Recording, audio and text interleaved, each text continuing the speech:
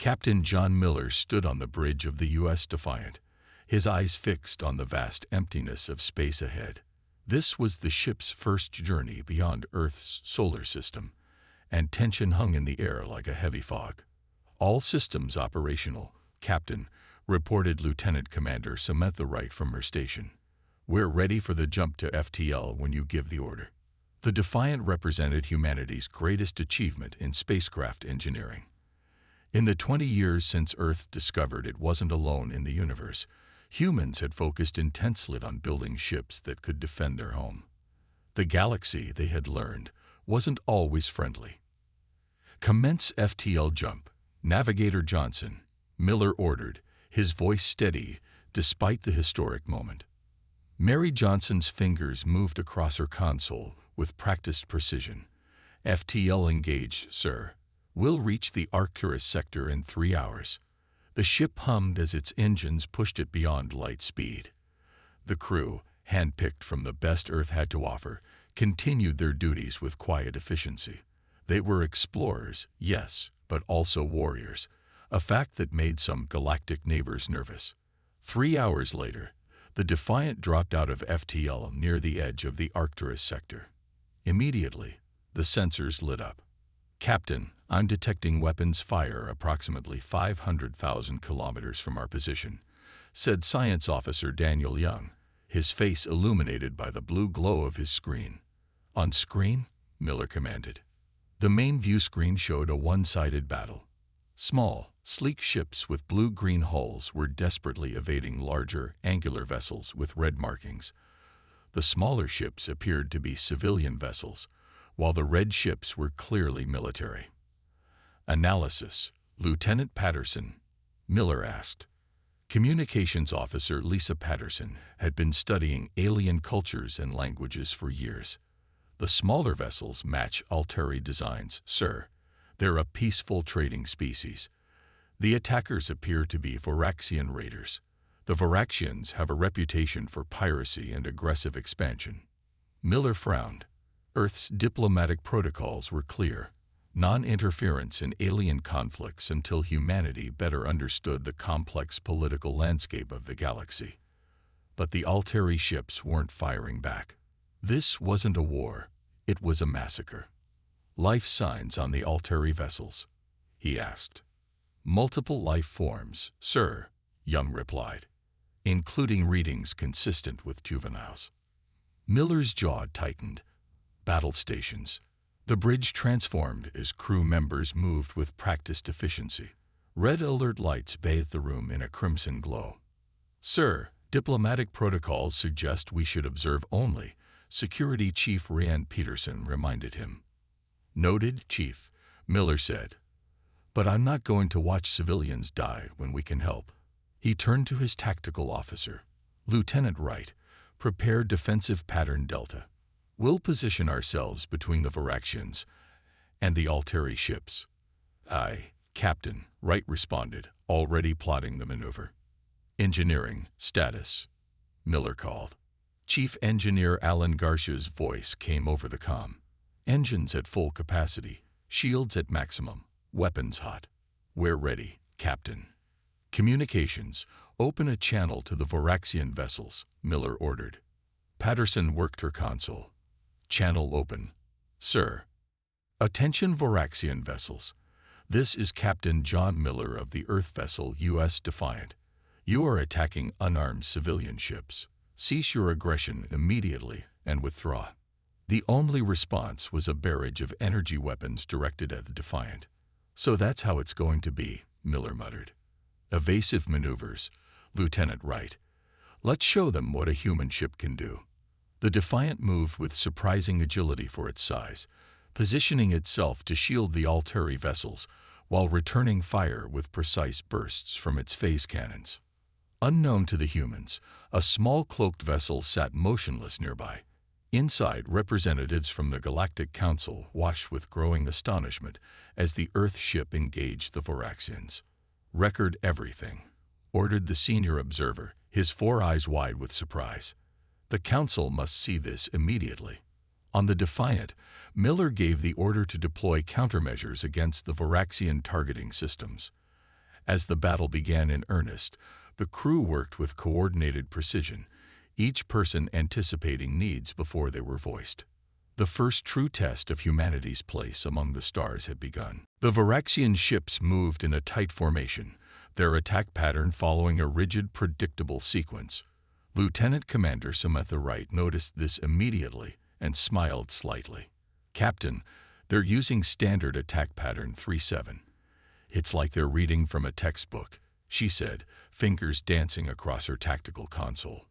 Captain Miller nodded. "Then let's throw the textbook out. Implement random defense pattern, right Alpha." The Defiant suddenly changed course, dipping below the Varaxian formation when all logic said it should have gone above. The enemy ships fired where the Earth vessel should have been, hitting nothing but empty space. "Fire EMP burst, narrow beam. Target their lead ship's sensor array," Miller ordered. Wright complied instantly. A pulse of electromagnetic energy shot from the Defiant, striking the lead Varaxian ship with precision. Its lights flickered, and it drifted off course. In the hidden Council observation vessel, the senior observer leaned forward. What was that? No species uses electromagnetic pulse weapons in space combat. The energy dissipation makes them inefficient. His junior colleague checked readings. Yet they modified the beam to concentrate the effect. "They're not fighting by any doctrine I recognize." Back on the Defiant, Chief Engineer Alan Garcia's voice came over the comm. "Captain, I've redirected power from non-essential systems. We can push the engines to 120% for 3 minutes if needed." "Hold that in reserve, Chief," Miller replied. "For now, I want all extra power to the forward shields." The Varaxians regrouped, forming a half-circle to trap the human ship between them and the fleeing Alteri vessels. "They think we're cornered," Wright observed. "Launch decoy drones, pattern Echo," Miller commanded. 4 small devices shot from the Defiant, each emitting energy signatures identical to the ship itself. The drones scattered in different directions. "The Varaxians are splitting their fire," Wright reported, satisfaction evident in her voice. "They can't tell which signature is us." Communications Officer Lisa Patterson turned from her station. "Captain, I've established contact with the Alteri vessels. They're thanking us for the intervention and asking about our intentions." "Tell them to continue their withdrawal while we handle this," Miller said. Science Officer Young analyzed the Varaxian ships. "Find me a weakness." Daniel Young studied his readings intently. "Their shields are strongest at the front, but relatively weak at the engine housing. It's a common design flaw in species that evolved from pack hunters. They protect their front but expect allies to guard their rear." Miller nodded. "Right, target the engine housing on the lead vessel." Full phase cannon burst. The Defiant swung around with surprising agility, ducking below the Varaxian formation and coming up behind the lead ship. The phase cannons fired, blue energy lancing out to strike precisely at the vulnerable spot Young had identified. The Varaxian ship's engines exploded, sending it tumbling away, disabled but not destroyed. "One down," Miller said. "Let's disable 2 more and see if the rest get the message." The observation vessel recorded everything as the Earth ship moved in patterns that seemed random but were devastatingly effective. The Defiant fired in short, precise bursts rather than the continuous beams favored by Council species. "They're conserving energy while maximizing impact," the junior observer noted. "And look at their movement pattern. They're protecting those civilian ships while attacking." Most species choose one priority. The Defiant executed a tight spiral maneuver, evading concentrated fire from 3 Varaxian ships while simultaneously launching more targeted EMP bursts. "Their reaction time is exceptional," said the senior observer. "Most Council species deliberate before each tactical adjustment. These humans seem to make decisions almost instantly." 2 more Varaxian ships lost engine power under the Defiant's precise attacks. The remaining raiders, seeing half their force disabled without a single ship destroyed, broke formation and retreated. "They're withdrawing, Captain," Wright announced. Miller didn't relax. Maintain battle stations until they're out of weapons range. Patterson, open a channel to the Altari ships. As the Defiant turned to assist the grateful Altari, the Council observation vessel transmitted its recordings to Harmony Station. Within hours, the footage of the human warship's unusual tactics would be viewed by the highest levels of the Galactic Council, triggering urgent discussions about this unpredictable new species. The Altari captain, a tall blue-skinned being with 4 arms, stood in the Defiant's meeting room. His large silver eyes took in the human crew with open curiosity. "You have our deepest thanks, Captain Miller," he said, his translator converting his musical language to English. "I am Captain Zeal of the Altari Trading Group. Your intervention saved many lives today." Miller nodded respectfully. "We couldn't stand by while civilians were attacked. That's not our way." Zeal's skin rippled in what seemed to be the Altari equivalent of a smile. "Your way is unusual in this sector of space. Most species follow strict non-intervention protocols until formal alliances are established. We have those protocols too," Miller admitted. "I chose to ignore them." Zeal's eyes widened slightly. "Interesting. This explains much about your tactics as well." He paused, seeming to consider his next words carefully. "Captain, your actions today will not go unnoticed. The Galactic Council maintains observation vessels throughout this sector." Security Chief Ryan Peterson tensed. "You mean we were being watched?" "Almost certainly," Zeal confirmed. "The Council monitors all first ventures of newly spacefaring species beyond their home systems. It is standard procedure." Miller exchanged glances with his officers. "Well, I suppose we've made quite a first impression then." "Indeed," Zeal agreed. "Which is why I must inform you that you will likely receive a formal summons to appear before the Council very soon." 3 days later, Zeal's prediction proved correct. The Defiant received a transmission from Earth. Ambassador Nickel Ford would be joining them via shuttle to attend a meeting with the Galactic Council. When the ambassador's shuttle docked with the Defiant, Miller and his senior officers were waiting in the hangar bay. Ambassador Ford was a tall woman with short gray hair and a no-nonsense expression. She stepped forward and shook Miller's hand firmly. "Captain, I've reviewed your report of the incident with the Voraxians. While Earth Command might have preferred you follow first contact protocols more strictly, your actions have certainly caught the Council's attention." "For better or worse?" Miller asked. Ford almost smiled. "That remains to be seen. The footage of your battle has apparently been circulating among Council species. We're something of a sensation." 2 days later, the Defiant approached Harmony Station, a massive structure that served as the meeting place for the Galactic Council. The station resembled a giant metal flower with petals extending outward from a central hub.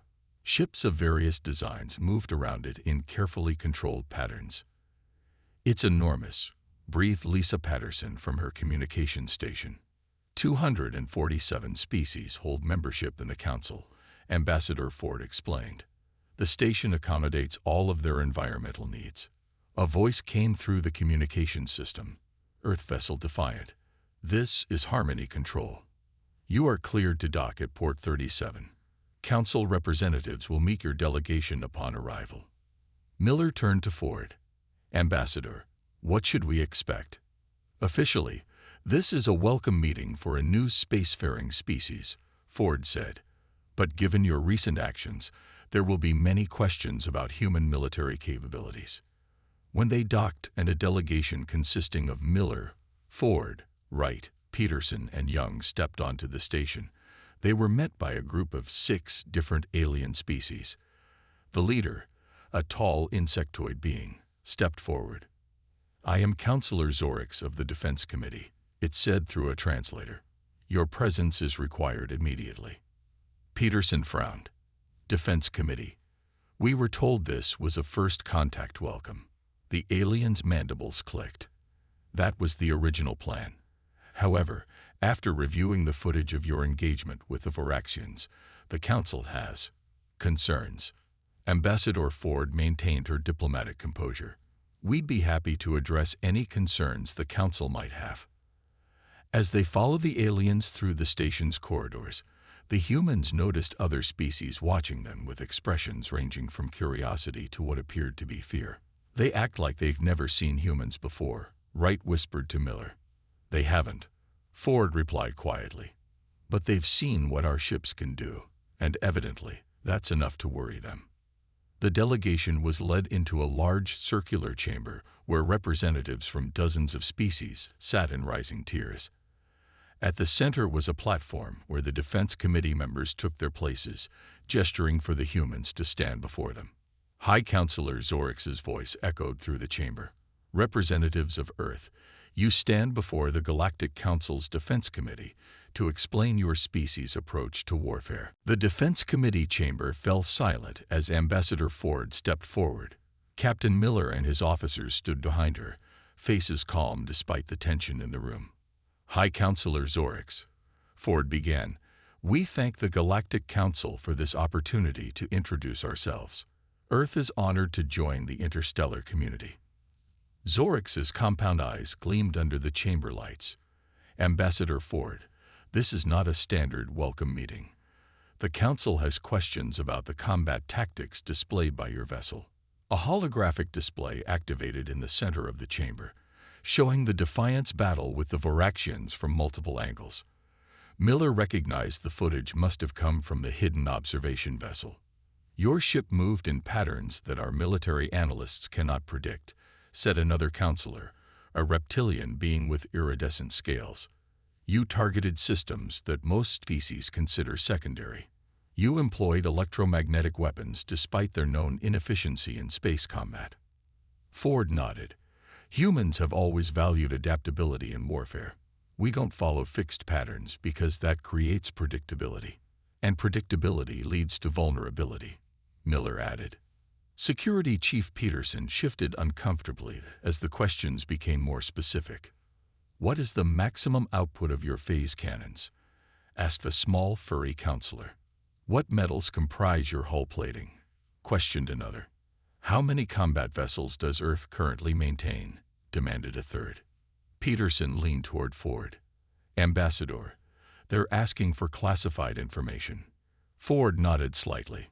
"Members of the Council, while we appreciate your interest, some technical specifications remain confidential until formal diplomatic relations are established." This caused a stir among the gathered representatives. A tall, willowy alien with 4 arms rose from the lower tier. "I am Representative Vol of the Proxima Cluster," he announced. "I move that humanity be classified as a potential threat species due to their unpredictable and excessive combat methods." Murmurs spread through the chamber. Captain Miller stepped forward beside Ambassador Ford. "With respect, Representative Vol," Miller said, "the Defiant disabled the Voraxian ships without destroying them. We used minimum force necessary to protect civilian vessels. How does restraint qualify as excessive?" A blue-skinned Alteri representative stood. "The human vessel saved an Alteri trading group. Their actions were honorable." "Honor is not the concern," countered Vol. "It is their methods. No Council species approaches combat like this. It is disturbing." Ambassador Ford met Val's gaze steadily. "Humanity's military doctrine evolved from thousands of years of intraspecies conflict. When your only opponents are other humans, adaptability and innovation become necessities." Lieutenant Commander Wright spoke up. "Our tactics may seem unusual to you, but they're designed to end conflicts quickly with minimal loss of life." Science Officer Young added, "We studied your standard combat protocols from the information packet Earth received. They're effective but highly predictable. An adversary who knows the rules you fight by has an advantage." This triggered more discussion among the council members. Zorix raised a limb for silence. "Explain why you would develop warships at all," the High Counselor said. "Most species focus on peaceful exploration vessels for their first journeys beyond their home systems." Miller and Ford exchanged glances. "Human history has taught us caution," Ford explained. "We hoped for peace among the stars, but prepared for the possibility of conflict. The attack we witnessed against the Alteri vessels suggests our caution was warranted." A member of the Defense Committee, a squat being with metallic skin, spoke in a rumbling voice. The human reasoning has merit. The Varaxians have grown bold in recent cycles. Zorix's mandibles clicked rapidly. We will adjourn to discuss this matter. Before we reconvene, we request the Defiant participate in peaceful military exercises with a council vessel. This will allow us to better understand human capabilities. Peterson whispered to Miller, "That's not a request. It's an assessment." Miller nodded slightly before addressing Zorix. The Defiant would be honored to participate in joint exercises. As the human delegation was escorted from the chamber, Ambassador Ford spoke quietly to her team. "They're afraid of us," she said, "not because we were aggressive, but because we weren't predictable." "What does that mean for Earth's relationship with the Council?" Young asked. Ford's expression was grim. "It means this demonstration they're requesting isn't just a formality. It's a test, and how we perform will determine if humanity is welcomed as a partner or watched as a threat." The Defiant faced the Exemplar across the empty space of the exercise zone. The Council vessel was larger than the human ship, with smooth curves and glowing blue lines running along its hull. It was the pride of the Mendari fleet and considered the finest training vessel in Council space. Captain Miller studied the opposing ship on his view screen. "What do we know about Mendari tactics, Lieutenant Wright?" "They rely on overwhelming firepower and strong frontal shields," Wright replied. "Their ships are powerful, but not very maneuverable." Miller nodded. "And their commander?" Communications Officer Patterson checked her datapad. "Admiral Thrix is highly decorated. He's won every training exercise for the past 7 years. He's also extremely proud of the Mendari military tradition," Ambassador Ford added. "Be careful, Captain. This isn't just an exercise to him." Miller turned to his crew. "Remember our orders. We demonstrate enough to satisfy the Council but keep our full capabilities classified." A communication came through. Admiral Thrix appeared on screen, his gray skin and ridge-lined face set in a formal expression. "Captain Miller," Thrix said, "I look forward to a productive exercise. The Council observes from the station.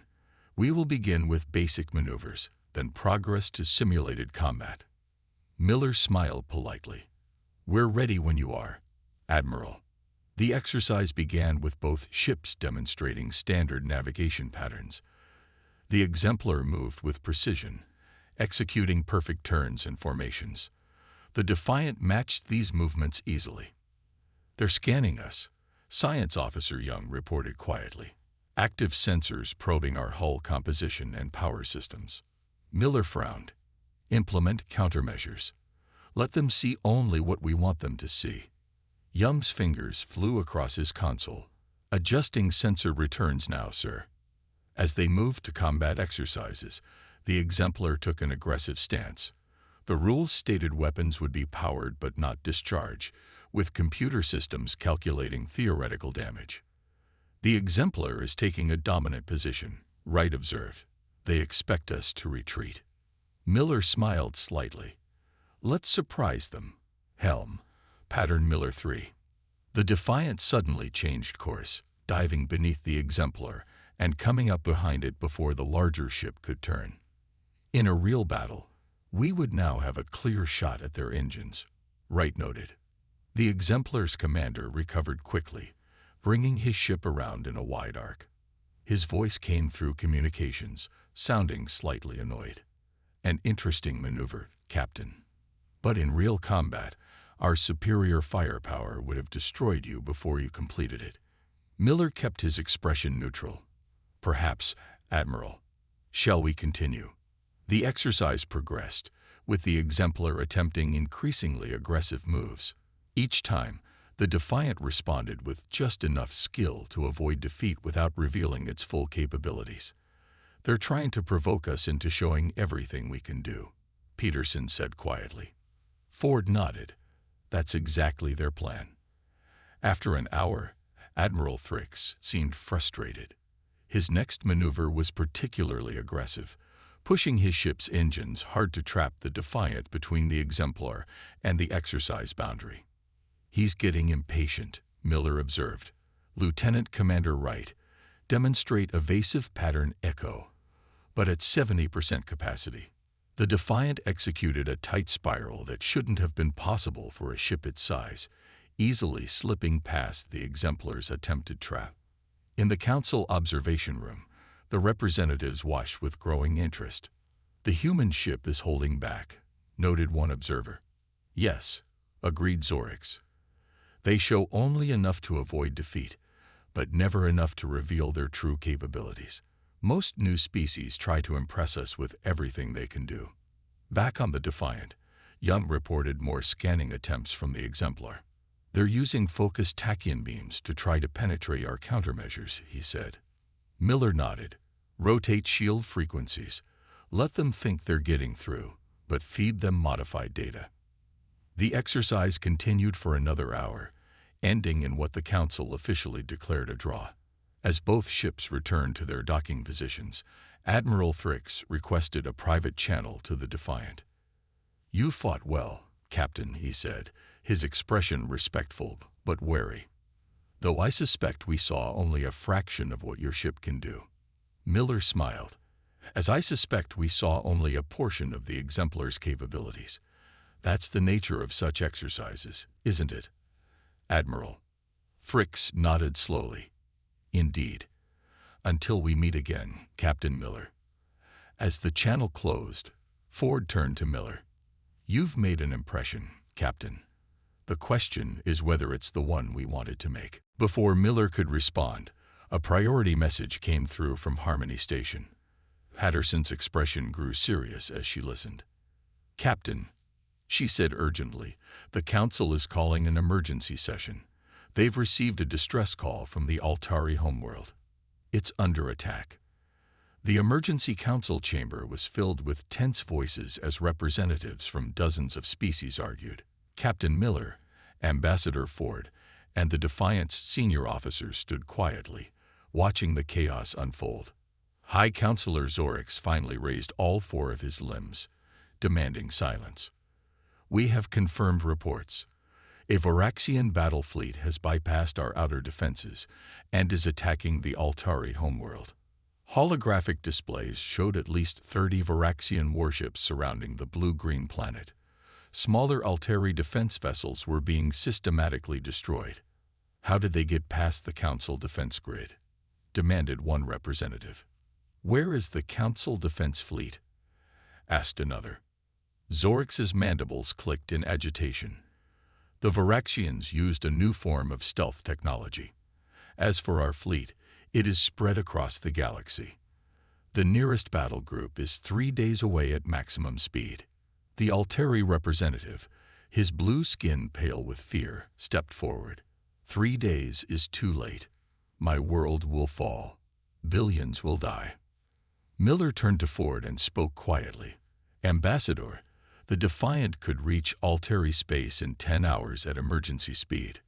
Ford hesitated. "Captain, this isn't our fight. Earth hasn't even been granted Council membership." "Those are the same civilians we just saved days ago," Miller replied. "Just a lot more of them." Ford studied Miller's determined expression and nodded slightly. She stepped forward, addressing the Council. "The U.S. Defiant offers its assistance," she announced. The chamber went silent. All eyes turned to the human delegation. "One ship." A reptilian counselor laughed harshly. "Against 30. That would be suicide." "The Defiant has already proven effective against Varaxian raiders," Miller said. "We can at least buy time for civilian evacuations until your fleet arrives." Zorix and the other council members conferred quietly. Finally, the High Counselor spoke. "We cannot officially request your intervention without a formal alliance," he said carefully. "However, if Earth chooses to act independently, the Council would not object." Ford nodded understanding. The Council couldn't officially endorse sending the humans to fight their battle, but they wouldn't stop them either. "We'll depart immediately," Miller said. As they walked quickly back to the Defiant's docking port, Peterson voiced his concerns. Captain, this could be a suicide mission. We won't engage the entire fleet directly, Miller replied. We'll use hit-and-run tactics. Focus on civilian protection. Aboard the Defiant, the crew prepared for departure. Chief Engineer Garcia was already pushing engine preparations to maximum speed. I've reconfigured the warp field geometry, he reported. We can maintain emergency speed for the entire journey, but it puts strain on the stabilizers. Do what you need to, Miller said. We have to get there fast. To their surprise, a small Council quick response flotilla of 5 ships joined them at the departure point. Admiral Thrix's face appeared on the communication screen. Captain Miller, he said, the Exemplar will accompany you to Alteri space, along with 4 of our fastest vessels. It's not the battle fleet, but it's what I could gather on short notice. Miller nodded gratefully. Thank you, Admiral. As the small group of ships prepared to depart, Midshipman Kevin Barnes approached Miller on the bridge. The young officer was the newest crew member, specializing in tactical analysis. Captain, I've been studying the footage of the Voraxian attack, Barnes said. I noticed something odd about their formation. Miller gestured for him to continue. Voraxians always attack in specific patterns, Barnes explained. But they have a blind spot in their sensor grid where their engines connect to the main hull. If we time our attacks precisely between their sensor sweeps, we could hit multiple ships before they detect us. Miller studied the tactical display where Barnes pointed out the vulnerability. No one in the Council's ever noticed this. The Council fights by standard patterns, sir, Barnes replied. They attack head-on where Voraxian sensors are strongest. They never look for unusual angles of approach. Miller smiled slightly. Good work, midshipman. Prepare a full briefing for Admiral Thrix and the flotilla commanders. As the small fleet jumped to FTL, heading toward the besieged Altari world, Ambassador Ford joined Miller on the bridge. You realize what this means, Captain, she said quietly. If we fail, Earth will be seen as weak. If we succeed using methods the Council doesn't understand, they might fear us even more, Miller finished. I know, but right now, billions of lives are at stake. That takes priority over politics. Ford nodded. For what it's worth, I agree. It's time to show the Council exactly what a human man of war can really do. The small fleet dropped out of FTL at the edge of the Alteri system. The view on the Defiant's main screen showed the grim reality. Over 30 Voraxian warships in formation around the blue-green Altari homeworld. Fires were visible on the planet's surface, and the debris of destroyed ships floated in orbit. Status report, Miller ordered. Altari orbital defenses are down, Young reported from his science station. Planetary shields at 20% and falling. Civilian centers are taking heavy fire. Miller turned to the tactical display where Admiral Thrix and the other flotilla commanders waited for instructions. Despite his earlier competitiveness, Thrix had recognized that human tactics might be their only hope. We can't defeat them directly, Miller said, but we can split their formation and create evacuation corridors. He outlined his plan, a variation of the ancient Earth naval strategy from the Battle of Trafalgar, updated for space combat. This breaks every rule of engagement in the Council Tactical Manual, one of the alien commanders objected. Exactly, Miller replied, which means the Voraxians won't expect it. Admiral Thrix studied the plan. It might work, but the Defiant would need to lead the most dangerous thrust. Miller nodded. We've got a few surprises we haven't shown yet. The plan set, the small rescue fleet moved into position. The Defiant powered down all non-essential systems, appearing almost dead in space. All hands, battle stations, Miller ordered. Engineering, remove all safety protocols from weapons and engines. Navigation, prepare for pattern Omega. Lieutenant Commander Wright looked up from her tactical station. Captain, pattern Omega hasn't been tested outside simulations. Today's the day, Lieutenant, Miller replied with a slight smile. On the bridge of the Voraxian command ship, The fleet leader noticed the small council formation at the edge of their sensors. "A pathetic rescue attempt," he said dismissively. "Maintain bombardment of the planet." Suddenly, all sensors detected a massive energy surge from the small human vessel. The Defiant shot forward at impossible speed, its engines burning far beyond what the Voraxians thought was safe operating capacity. "What is that ship doing?" the Voraxian commander demanded. "It will tear itself apart at that velocity." The Defiant sliced through the gap in the Voraxian sensor net that Midshipman Barnes had identified. Before the enemy fleet could respond, the human ship had fired precisely targeted shots at the engine housings of 3 Voraxian vessels, temporarily disabling them and creating a gap in their formation. "Now," Miller ordered. The Council flotilla surged forward through the gap, firing at the exposed flanks of the surprise Voraxian ships. Meanwhile, the Defiant executed a maneuver that violated several laws of physics according to Council doctrine. It cut power, flipped orientation while maintaining momentum, and reignited engines to streak off in a completely new direction. "They can't track us properly," Yum reported. "Their targeting systems expect course corrections to follow standard physics models." "Keep it up," Miller ordered. "Right. Deploy all countermeasures. Let's make them see ghost ships everywhere." The Defiant released dozens of small drones that broadcast false ship signatures, creating confusion in the Voraxian ranks. 3 enemy ships fired on empty space, chasing sensor ghosts. As planned, the Voraxian formation began to break apart, creating corridors for Altari escape pods to flee the planet. The Council ships provided cover fire, following the humans' unorthodox battle plan with growing confidence. "Sir," Patterson called from communications, "Major Collins is requesting permission to deploy the Marine Assault Team." Miller hesitated. The next phase of his plan was the most dangerous, having Marines board the Voraxian command ship to disable its communications. Council species considered boarding actions in space to be suicidal. "Tell Major Collins he has a go," Miller decided, "but he has 30 minutes max." The Defiant executed another impossible turn, coming alongside a massive Voraxian command ship. Before the enemy vessel could bring its weapons to bear, a small assault craft launched from the Defiant's bay, magnetically attaching to the Voraxian hull. On the Exemplar, Admiral Thrix watched in astonishment. "They're boarding the command ship. That's insane." His second officer shook his head in wonder, either extremely brave or completely mad. "I'm starting to think that with humans, it's both," Thrix replied.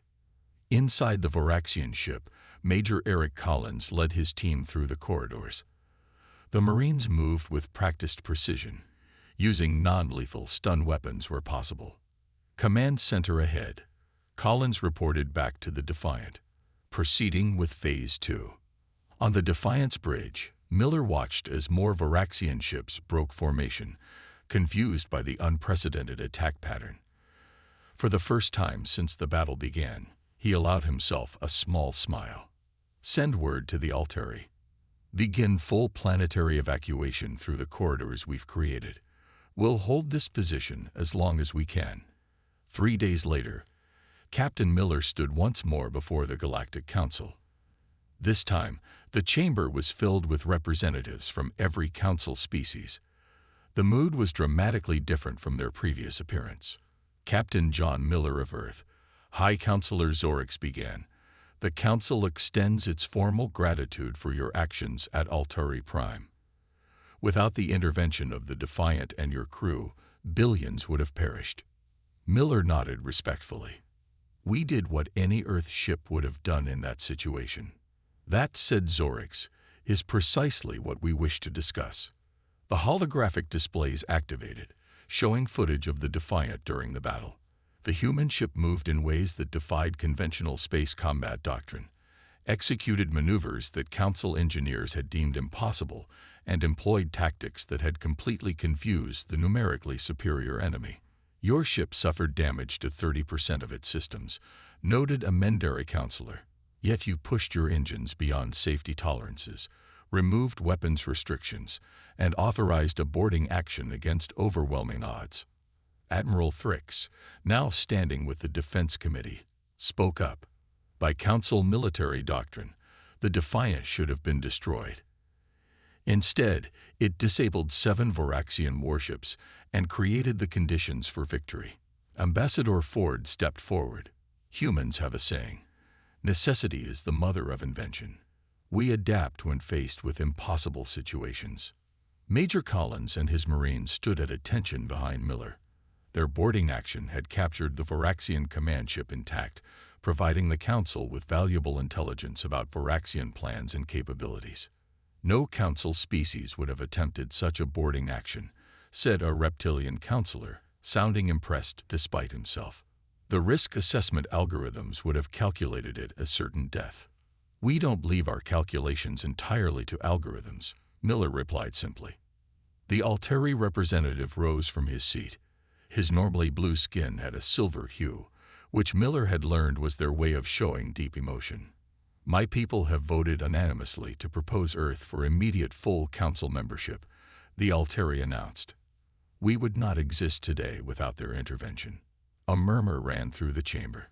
Council membership usually required decades of proving the species' worth. There is also the matter of military cooperation, Admiral Thrix added. I formally request that Earth provide combat advisors to train Council defense forces in human tactical thinking. Zorix's compound eyes studied Miller and his crew carefully. Your species approaches warfare differently than any Council race. Some find this concerning. Others now see it as our greatest potential asset. The Council voted.